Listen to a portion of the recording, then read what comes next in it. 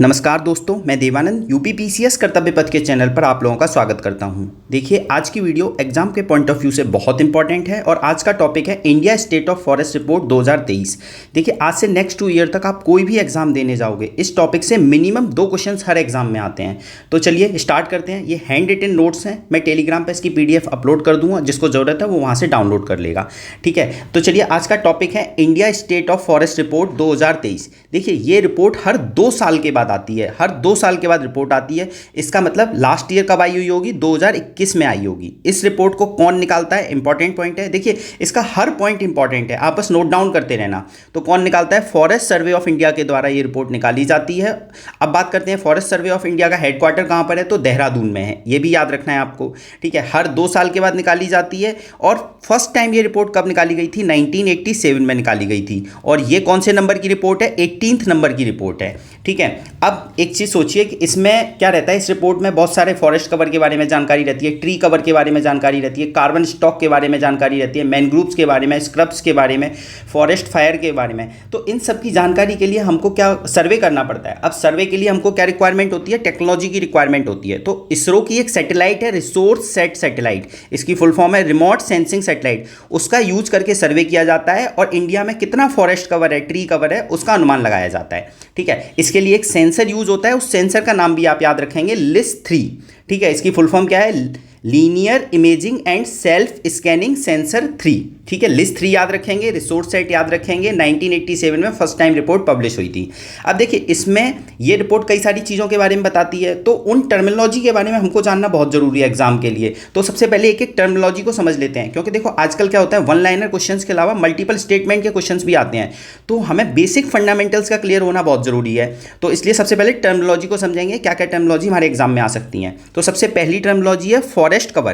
तो देखिए, किसी भी मतलब फॉरेस्ट कवर को कैलकुलेट कैसे किया जाता है, तो उसके लिए कुछ क्राइटेरिया बना रखा है। तो क्या क्राइटेरिया है कि किसी भी लैंड पे जब हम फॉरेस्ट कवर कैलकुलेट करते हैं तो वो लैंड 1 हेक्टेयर से ज़्यादा की होनी चाहिए। 1 हेक्टेयर या 1 हेक्टेयर से ज़्यादा की होनी चाहिए, तभी हम फॉरेस्ट कवर काउंट करेंगे। ठीक है, इसके अलावा दूसरा क्राइटेरिया क्या है कि कैनोपी डेंसिटी कितनी होनी चाहिए?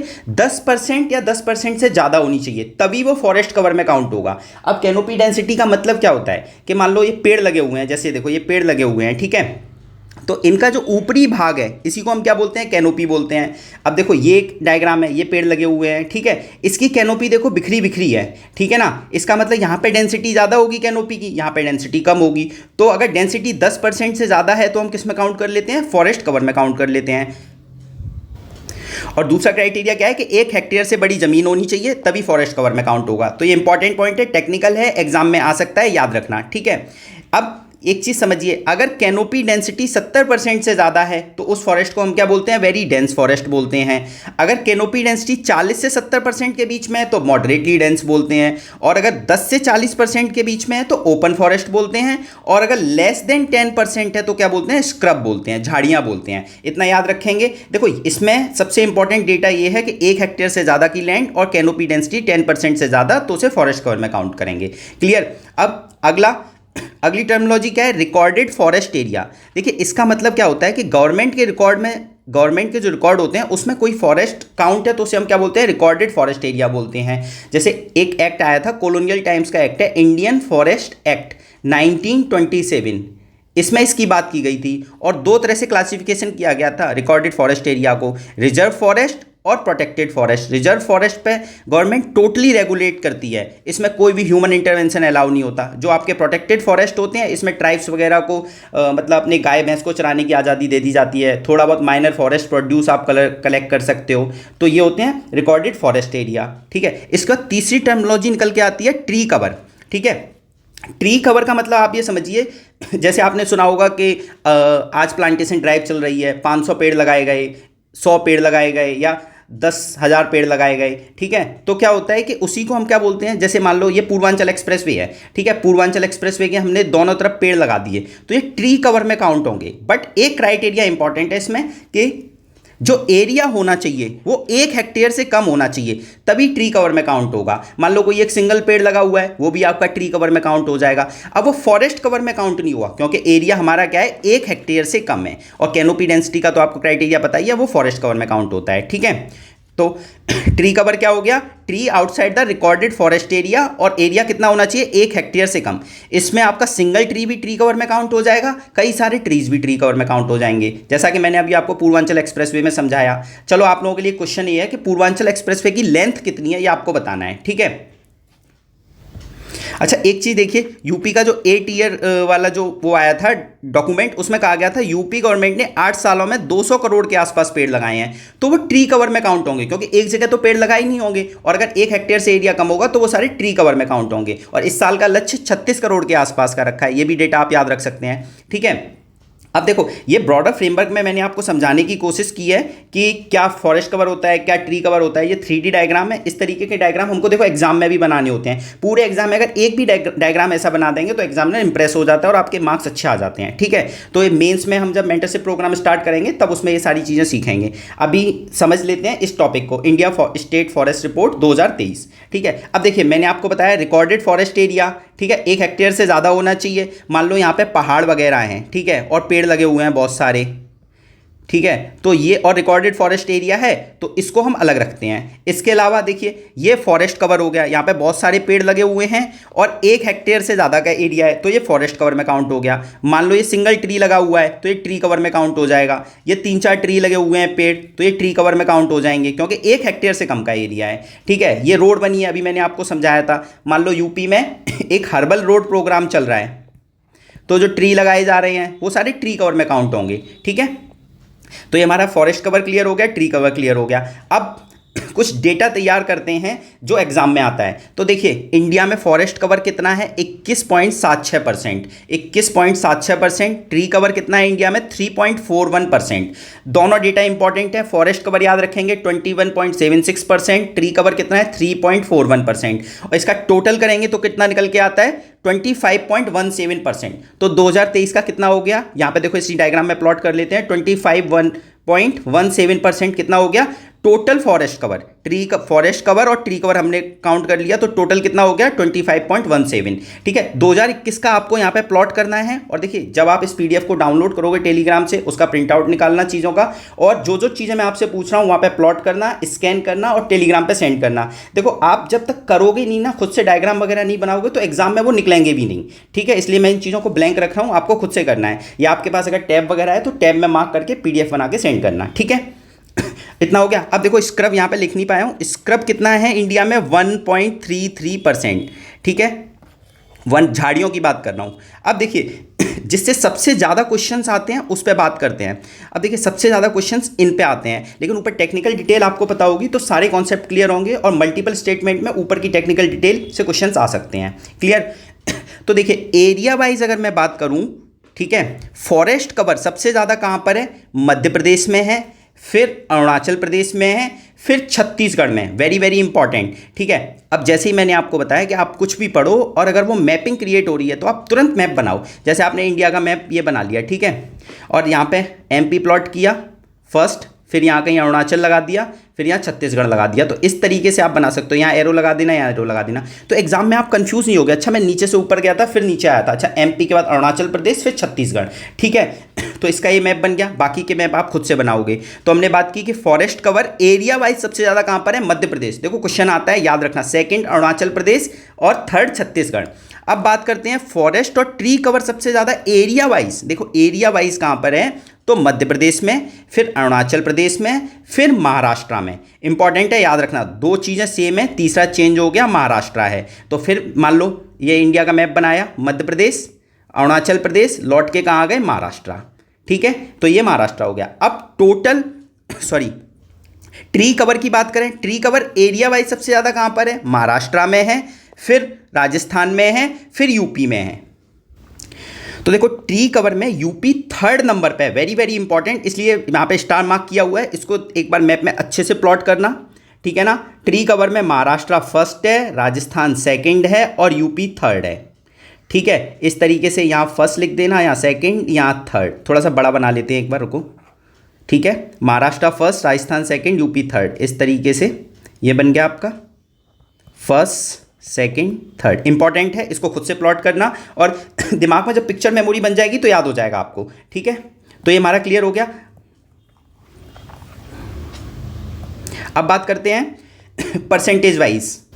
देखिए इसमें एक चीज़ ध्यान रखना कि एग्जाम में क्या पूछा जा रहा है। फॉरेस्ट कवर पूछा जा रहा है, ट्री कवर पूछा जा रहा है कि ओवरऑल टोटल पूछा जा रहा है। देखो इसीलिए मैंने आपको बेसिक कॉन्सेप्ट बताए थे। बेसिक कॉन्सेप्ट याद रहेंगे तो आपको चीज़ें भी याद रहेंगी कि क्यों फॉरेस्ट कवर अलग से काउंट करते हैं, ट्री कवर। अब जैसे एक बात सोचिए, ट्री कवर महाराष्ट्र में ज़्यादा है, इसका मतलब महाराष्ट्र में जो दूर दूर पेड़, जैसे 10-20 पेड़ लगा दिए, फिर 10-20 पेड़ लगा दिए, ऐसे ही राजस्थान में होगा। यहाँ टोटल फॉरेस्ट कवर ज़्यादा नहीं होगा, ठीक है। तो इस तरीके से वहाँ पे होगा। तो हमारा ये कवर होता है एरिया वाला। और देखो याद रखना क्या पूछा गया है एग्जाम में। फिर बात करते हैं परसेंटेज वाइज। तो देखिए परसेंटेज वाइज फॉरेस्ट कवर सबसे ज़्यादा कहाँ पर है, मिजोरम में। देखिए यहाँ पे मैंने फर्स्ट रैंक, सेकंड रैंक और थर्ड रैंक लिखा हुआ है, ठीक है ना। तो फॉरेस्ट कवर सबसे ज़्यादा परसेंटेज वाइज कहाँ पर है, मिजोरम में, फिर अरुणाचल प्रदेश में, फिर मेघालय में। इंपॉर्टेंट है, कई बार एग्जाम में आया हुआ है कि फॉरेस्ट कवर परसेंटेज वाइज सबसे ज़्यादा कहाँ पर है। तो फिर मैप प्लॉट कर लेते हैं। देखिए नॉर्थ ईस्ट का मैप आपको बनाना आना चाहिए, ठीक है ना।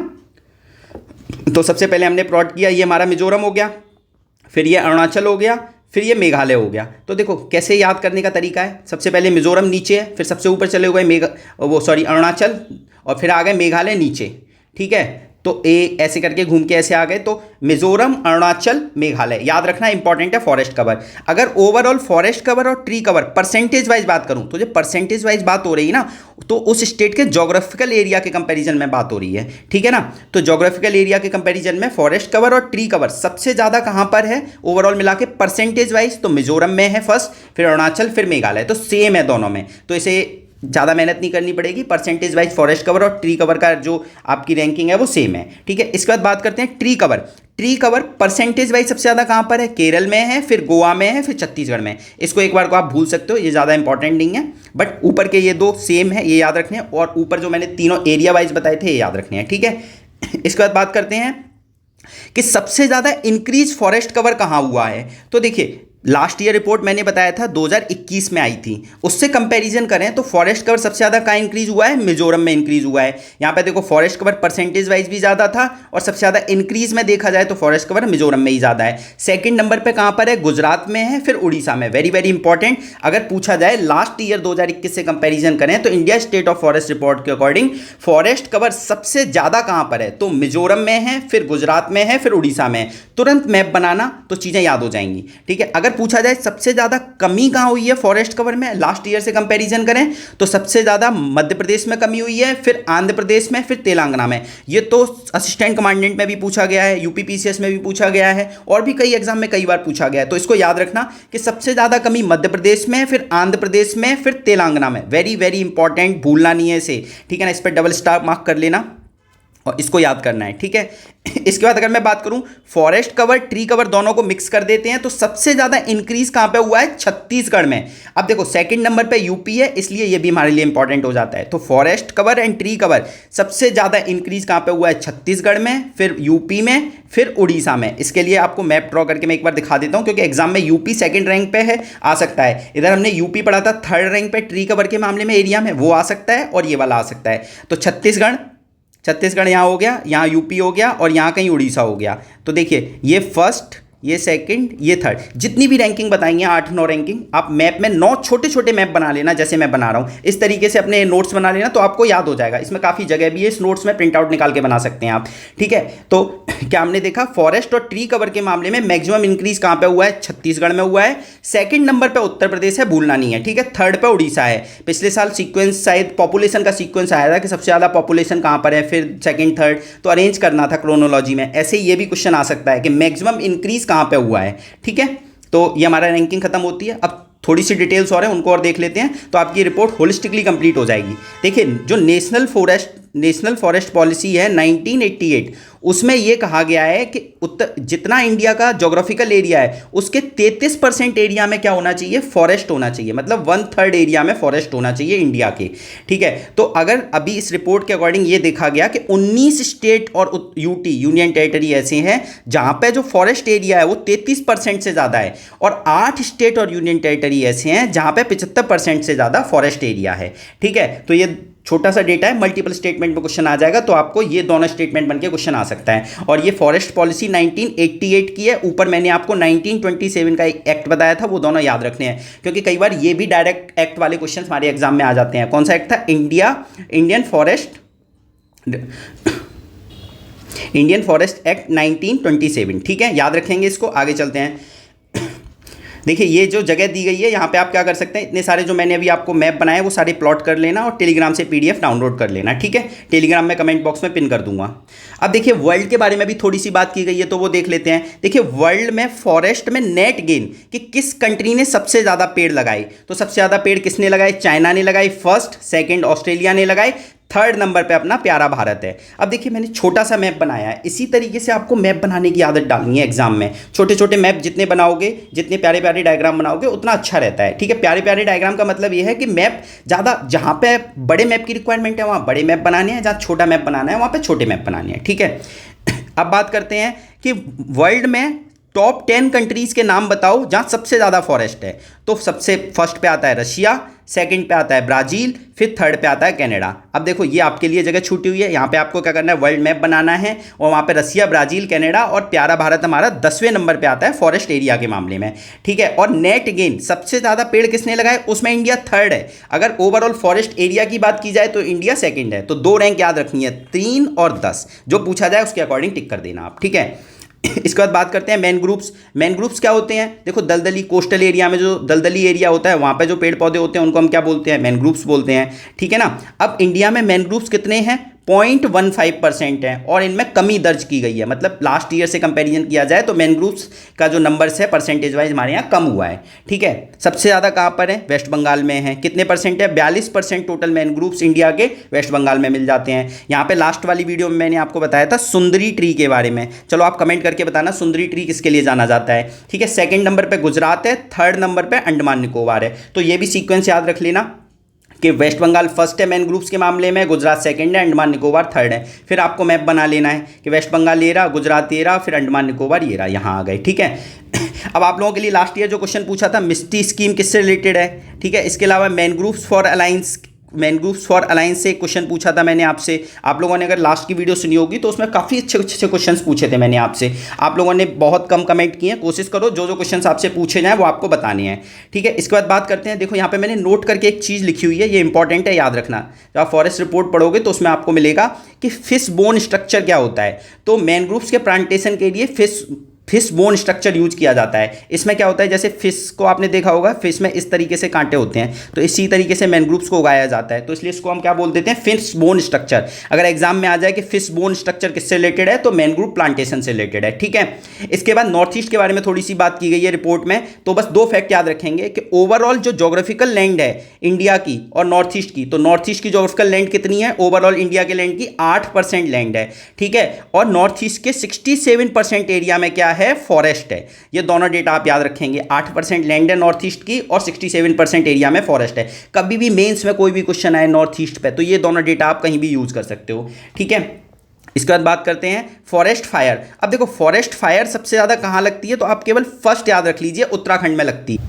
देखो फॉरेस्ट फायर में फर्स्ट रैंक याद रखिए, वैसे सेकंड पे उड़ीसा है और थर्ड पे छत्तीसगढ़ है, बट ये इंपॉर्टेंट नहीं है, इसको भूल जाना, बट फर्स्ट याद रखना क्योंकि देखो यूपी का नेबरिंग स्टेट है। उत्तराखंड के बारे में आपको जितनी भी चीज़ें पता लगे वो सब याद रखनी है।